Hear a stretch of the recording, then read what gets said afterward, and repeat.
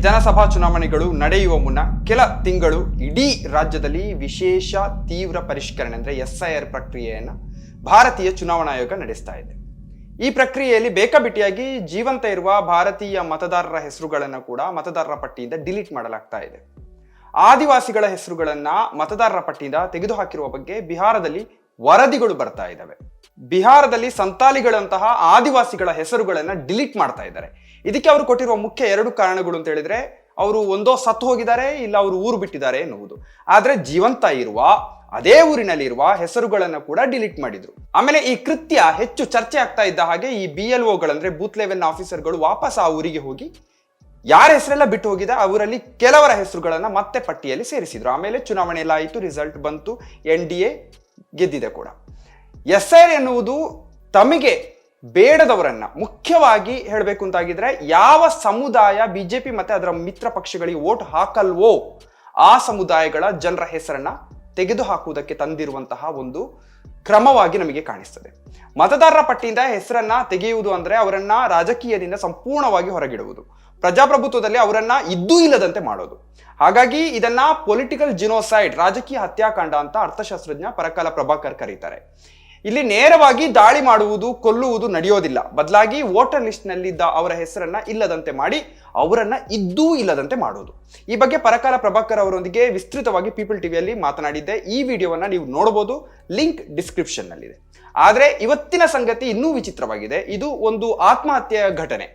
SIR ಎಂಬ ದೀರ್ಘವಾದ ಪ್ರಕ್ರಿಯೆಯಲ್ಲಿ ಒತ್ತಡಕ್ಕೆ ಒಳಗಾದಂತಹ BLOಗಳು ಅಂದ್ರೆ ಬೂತ್ ಲೆವೆಲ್ ಆಫೀಸರ್ಗಳು ಆತ್ಮಹತ್ಯೆಯನ್ನು ಮಾಡಿಕೊಳ್ತಾ ಇದ್ದಾರೆ. ಅಂತಹ ಒಂದು ಪ್ರಕರಣ. ಈ ಬಗ್ಗೆ ಮಾತಾಡೋಣ. ನಾನು ಚರಣ ಇವರ್ನಡ್.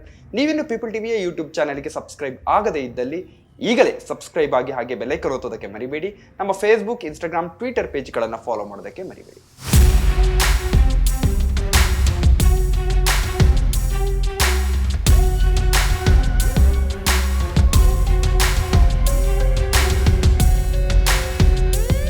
ಸ್ನೇಹಿತರೆ, ಸ್ಪೆಷಲ್ ಇಂಟೆನ್ಸಿವ್ ರಿವಿಷನ್ SIR ಇದನ್ನ ಚುನಾವಣಾ ಆಯೋಗ ದೇಶದ ಒಳಿತಿಗಾಗಿ ತಂದಿದ್ಯೋ ಎನ್ನುವ ಅನುಮಾನ ಕಾಡ್ತಾ ಇದೆ, ಅಥವಾ ಕೆಟ್ಟದಕ್ಕೆ ತಂದಿದ್ಯೋ ಅಂತ. ಯಾಕಂದ್ರೆ ಈಗಾಗಲೇ ಚುನಾವಣೆಗಳು ನಡೆದಿರುವಂತಹ ಬಿಹಾರದಂತಹ ರಾಜ್ಯಗಳಲ್ಲಿ ಮತ್ತೆ ಮುಂದೆ ಚುನಾವಣೆಗಳು ನಡೆಯಲಿರುವಂತಹ ರಾಜ್ಯಗಳಲ್ಲಿ ಈ SIR ಅವಾಂತರವನ್ನ ಸೃಷ್ಟಿಸ್ತಾ ಇದೆ, ಜನರನ್ನ ದಿಕ್ಕೆಡಿಸಿದೆ. ಸುಮಾರು 50 ವರ್ಷಗಳಿಂದ ವೋಟ್ ಹಾಕ್ತಾ ಇರುವವರು ಕೂಡ ವೋಟರ್ ಲಿಸ್ಟ್ ನಿಂದ ನಾಪತ್ತೆ ಆಗ್ತಾ ಇದ್ದಾರೆ. ಯಾರ ಹೆಸರನ್ನ ವೋಟರ್ ಲಿಸ್ಟ್ ಇಂದ ತೆಗೆದು ಹಾಕಬೇಕು, ಯಾವ ಕ್ಷೇತ್ರದಲ್ಲಿ ತೆಗೆದು ಹಾಕಬೇಕು ಎಂಬುದನ್ನ ಕೂಡ ತುಂಬಾ ನೀಟಾಗಿ ಕುತಂತ್ರದಿಂದ ಭಾರತೀಯ ಚುನಾವಣಾ ಆಯೋಗ ನಡೆಸ್ತಾ ಇರುವಂತೆ ಕಾಣಿಸ್ತಾ ಇದೆ. ಹೀಗಾಗಿ ಪರಕಾಲ ಪ್ರಭಾಕರ್ SIR ಅಂದ್ರೆ ಅದು ಭಾರತವನ್ನ ಹಿಂದೂ ಪಾಕಿಸ್ತಾನ ಮಾಡುವ ಒಂದು ತಂತ್ರ ಅಂತ ಕರೆದ್ರು. SIR ಅನ್ನುವುದು ಸಾಮೂಹಿಕ ಬಹಿಷ್ಕಾರ ಅಂತ ಸಾಮಾಜಿಕ ಕಾರ್ಯಕರ್ತರು ಕರೀತಾ ಇದ್ದಾರೆ.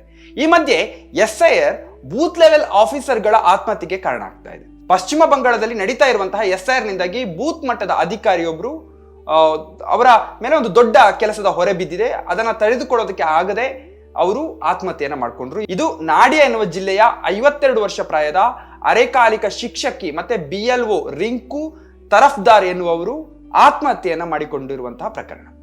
ರಿಂಕು ತರಫ್ದಾರ್ ಅವರು ನಾಡಿಯಾದ ಛಾಪ್ರಾ ವಿಧಾನಸಭಾ ಕ್ಷೇತ್ರದ ಬೂತ್ 201ರ ಅರೆಕಾಲಿಕ ಶಿಕ್ಷಕಿ ಮತ್ತೆ BLO ಕೂಡ. ಅವರು ಟೆಂಪ್ರವರಿ ಟೀಚರ್. ಅವರು ಶನಿವಾರ ಅಂದ್ರೆ ನವೆಂಬರ್ 22ರಂದು ಬೆಳಿಗ್ಗೆ ತಮ್ಮ ಬಾಡಿಗೆ ಮನೆಯಲ್ಲಿ ನೇಣು ಬಿಗಿದ ಸ್ಥಿತಿಯಲ್ಲಿ ಪತ್ತೆಯಾಗಿದ್ದಾರೆ. ಡೆತ್ ನೋಟ್ ಅನ್ನು ಕೂಡ ಬರೆದಿಟ್ಟು ಆತ್ಮಹತ್ಯೆಯನ್ನ ಮಾಡ್ಕೊಂಡಿದ್ದಾರೆ. ನನ್ನ ಸಾವಿಗೆ ಚುನಾವಣಾ ಆಯೋಗವೇ ಕಾರಣ. ನಾನು ಎಂದಿಗೂ ಕೂಡ ರಾಜಕೀಯದಲ್ಲಿ ತೊಡಗಿಸಿಕೊಂಡಿರಲಿಲ್ಲ. ನನ್ನ ಕುಟುಂಬ ಆರ್ಥಿಕವಾಗಿ ಸ್ಥಿರವಾಗಿದೆ. ಆದರೆ ಇಷ್ಟು ಸಣ್ಣ ಕೆಲಸಕ್ಕಾಗಿ ನಾನು ಅಮಾನವೀಯವಾದ ಒತ್ತಡವನ್ನು ಸಹಿಸಿಕೊಳ್ಳೋದಕ್ಕೆ ಸಾಧ್ಯ ಇಲ್ಲ. ನಾನು ಮಾನಸಿಕವಾಗಿ ಛಿದ್ರಗೊಂಡಿದ್ದೇನೆ ಅಂತ ಅವರು ಬೆಂಗಾಳಿಯಲ್ಲಿ ಡೆತ್ ನೋಟ್ ಅನ್ನ ಬರೆದಿದ್ದಾರೆ. ಇವರ ಈ ಪತ್ರ ಬೆಂಗಾಳದಲ್ಲಿ ಮಾತ್ರ ಅಲ್ಲ, ಇಡೀ ದೇಶದಲ್ಲಿ BLOಗಳು ಎದುರಿಸ್ತಾ ಇರುವಂತಹ ಒತ್ತಡ, ಯಾತನೆಯನ್ನ ತೋರಿಸ್ತದೆ. ಎಷ್ಟರ ಮಟ್ಟಿಗೆ ಚುನಾವಣಾ ಆಯೋಗ BLOಗಳ ಮೇಲೆ ಒತ್ತಡವನ್ನ ಹೇಳ್ತಾ ಇದೆ ಅನ್ನೋದನ್ನ ಇದು ತೋರಿಸ್ತಾ ಇದೆ. ರಿಂಕು ಅವರು ಜೀವವನ್ನ ತೆಗೆದುಕೊಳ್ಳುವ ಮೊದಲು ಉತ್ತರ ಬೆಂಗಾಳದಲ್ಲಿ ಮತ್ತೊಬ್ಬ BLO ಕೂಡ ಸಾವಿಗೆ ಶರಣಾಗಿದ್ರು. ಈ ಬಗ್ಗೆ ಬೆಂಗಾಳದಲ್ಲಿ ಆಕ್ರೋಶ, ರಾಜಕೀಯ ಟೀಕೆಗಳು ಹೆಚ್ಚಾದವು. ಪಶ್ಚಿಮ ಬಂಗಾಳದ ಮುಖ್ಯಮಂತ್ರಿ ಮಮತಾ ಬ್ಯಾನರ್ಜಿ ಅವರು ತಮ್ಮ ಫೇಸ್ಬುಕ್ ಪೋಸ್ಟ್ ನಲ್ಲಿ ಆಕ್ರೋಶವನ್ನು ವ್ಯಕ್ತಪಡಿಸಿದ್ರು. ಇನ್ನು ಎಷ್ಟು ಜೀವಗಳು ಬಲಿಯಾಗಬೇಕು, ಈ SIRಗಾಗಿ ಇನ್ನು ಎಷ್ಟು ಜನರು ಸಾಯಬೇಕು, ಈ ಪ್ರಕ್ರಿಯೆಗಾಗಿ ನಾವು ಇನ್ನೂ ಎಷ್ಟು ಮೃತದೇಹಗಳನ್ನು ನೋಡಬೇಕು, ಇದು ನಿಜವಾಗಿಯೂ ಆತಂಕಕಾರಿಯಾಗಿದೆ ಅಂತ ಚುನಾವಣಾ ಆಯೋಗವನ್ನ ಮಮತಾ ಬ್ಯಾನರ್ಜಿ ಟೀಕಿಸಿದರು. ಕೃಷ್ಣನಗರದ ಸಂಸದೆ ಮಹುವಾ ಮೊಯ್ತ್ರೋ ಅವರು ಕೂಡ ಅಷ್ಟೇ ಕಟುವಾಗಿ ಭಾರತೀಯ ಚುನಾವಣಾ ಆಯೋಗದ ಮೇಲೆ ವಾಗ್ದಾಳಿಯನ್ನ ನಡೆಸಿದರು. ಮುಖ್ಯ ಚುನಾವಣಾ ಆಯುಕ್ತ ಜ್ಞಾನೇಶ್ ಕುಮಾರ್ ಅವರು ಒಬ್ಬ ಕೊಲೆಗಾರ, ಈ ಸಾವಿಗೆ ಅವರೇ ನೇರ ಹೊಣೆ, ಅವರ ಅಜಾಗರೂಕ ನಿರ್ಧಾರಗಳು ಜೀವಗಳನ್ನ ಬಲಿ ತೆಗೆದುಕೊಳ್ತಾ ಇದ್ದಾವೆ. ಬೆಂಗಾಳದಲ್ಲಿ 26ಕ್ಕೂ ಹೆಚ್ಚು ಜನರು ಸಾವನ್ನಪ್ಪಿದ್ದಾರೆ. SIR ಹಿಂದೆಯೂ ನಡೆದಿದೆ, ಆದರೆ ಇಷ್ಟೊಂದು ಕ್ರೂರವಾಗಿ ಎಂದಿಗೂ ಕೂಡ ನಡೆದಿರಲಿಲ್ಲ ಅಂತ ಅವರು ಹೇಳಿದ್ದಾರೆ. ಪ್ರತಿದಿನ ನೂರಾರು ಫಾರ್ಮ್ಗಳನ್ನ ತುಂಬೋದಕ್ಕೆ ಅವರ ಮೇಲೆ ಒತ್ತಡವನ್ನ ಹೇರಲಾಗ್ತಾ ಇದೆ. ಸರ್ವರ್ ಸಮಸ್ಯೆ ಇರ್ತದೆ, ಟೆಕ್ನಿಕಲ್ ಸಮಸ್ಯೆ ಇರ್ತದೆ, ನೆಟ್ವರ್ಕ್ ಇಶ್ಯೂ ಇರ್ತದೆ, ಆಮೇಲೆ ಅವರ ಫೋನ್ ಸಮಸ್ಯೆಗಳಿರ್ಬೋದು. ಇವೆಲ್ಲ ಅಡಚಣೆಗಳ ಮಧ್ಯೆ ಅವರು ಫಾರ್ಮ್ಗಳನ್ನ ಡಿಜಿಟಲ್ ರೂಪದಲ್ಲಿ ಅಪ್ಲೋಡ್ ಮಾಡಬೇಕು. BLOಗಳ ಮೇಲಿನ ಈ ಒತ್ತಡವನ್ನ CPIM ಕೂಡ ಖಂಡಿಸಿದೆ. ಈ ಪ್ರಕ್ರಿಯೆಯಲ್ಲಿರೋ ಲೋಪಗಳ ಬಗ್ಗೆ ಬಿಜೆಪಿ ಕೂಡ ಪ್ರಶ್ನಿಸಿದೆ. ನಾಡಿಯಾ ಜಿಲ್ಲೆಯ ಬಿಜೆಪಿ ವಕ್ತಾರ ಸಂದೀಪ್ ಮಜುಮ್ದಾರ್ ಎನ್ನುವರು ಅರೆಕಾಲಿಕ ಟೀಚರ್ಗಳನ್ನ BLOಗಳನ್ನಾಗಿ ಮಾಡಿದ ಚುನಾವಣಾ ಆಯೋಗದ ಕ್ರಮವನ್ನ ಪ್ರಶ್ನಿಸಿದ್ದಾರೆ, ಟೀಕಿಸಿದ್ದಾರೆ. ಈಗ ಇಲ್ಲೊಂದು ವಿಡಿಯೋ ಇದೆ, ನೀವು ನೋಡಿ.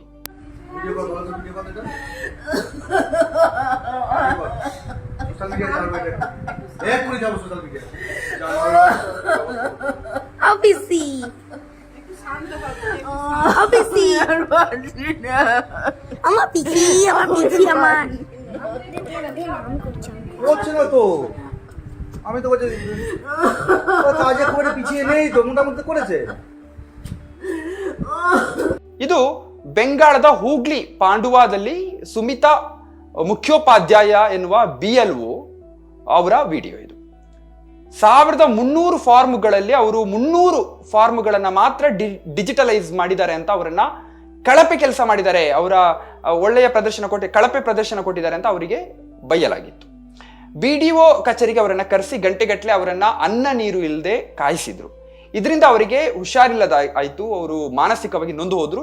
ಈ ವಿಡಿಯೋದಲ್ಲಿ ಅವರು ತಮ್ಮ ಜೀವವನ್ನ ತೆಗೆದುಕೊಳ್ಳುವ ಬಗ್ಗೆ ಕೂಡ ಮಾತನಾಡಿದ್ದಾರೆ. ತಮಗಾದ ಕಿರುಕುಳವನ್ನ ಅವರಿಗೆ ಸಹಿಸಿಕೊಳ್ಳೋದಕ್ಕೆ ಆಗ್ತಾ ಇರಲಿಲ್ಲ, ಅದಕ್ಕಾಗಿ ಈ ವಿಡಿಯೋ ಹೊರಗೆ ಬಂದಿದೆ. ಹೀಗೆ ಅರೆಕಾಲಿಕ ಶಿಕ್ಷಕರನ್ನ, ಶಾಲೆಯ ಶಿಕ್ಷಕರನ್ನ BLOಗಳನ್ನಾಗಿ ಮಾಡಿ ಅವರಿಗೆ ಚುನಾವಣಾ ಆಯೋಗ ಹಿಂಸೆಯನ್ನು ಕೊಡ್ತಾ ಇದೆ. ಸರಿಯಾದ ತಂತ್ರಜ್ಞಾನವನ್ನು ಕೂಡ ಬಳಸದಂತಹ ಈ ಇಡೀ ಪ್ರಕ್ರಿಯೆ ಸ್ಲೋ ಆಗ್ತಾ ಇದೆ. ಚುನಾವಣೆ ಬರುವ ಮೊದಲು ಹೇಗಾದ್ರೂ ಮಾಡಿ SIR ಅನ್ನ ಮುಗಿಸ್ಬೇಕು ಅಂತ BLOಗಳ ಮೇಲೆ ಒತ್ತಡವನ್ನ ಆಯೋಗ ಹೇರ್ತಾ ಇದೆ. ಇದು ಬೆಂಗಾಳದ ಕತೆ. ಆದ್ರೆ ಉಳಿದ ಎಲ್ಲಾ ರಾಜ್ಯಗಳ SIR ನಲ್ಲಿ ಜನರು, ಅದರಲ್ಲಿ ಕೆಲಸ ಮಾಡುವಂತಹ ಅಧಿಕಾರಿಗಳು ಅನುಭವಿಸಿದಂತ ಯಾತನೆ, ನೋವು, ಕಿರುಕುಳದ ಕತೆಗಳು ಬೇರೆಯೇ ಇರ್ಬೋದು. ನಮಸ್ಕಾರ.